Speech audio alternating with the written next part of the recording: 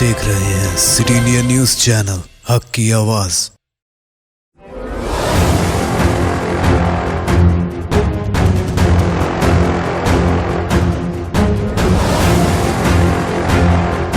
जिला विकाराबाद के शहर तांडूर में आरडीओ दफ्तर के करीब एक नाले में नामालूम अफराद की जानिब से नवजायद बच्चे को फेंक दिया गया।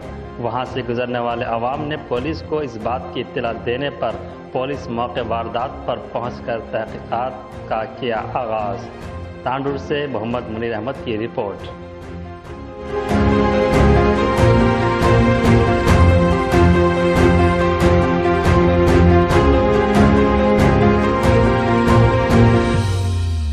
दोस्तों, अगर आपको हमारी न्यूज और एंटरटेनमेंट तमाम प्रोग्राम पसंद आते हैं तो फिर लाइक करें, शेयर करें और सब्सक्राइब करें।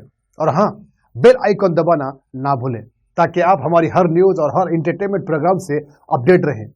देखते रहिए सिटी इंडिया न्यूज, हक की आवाज।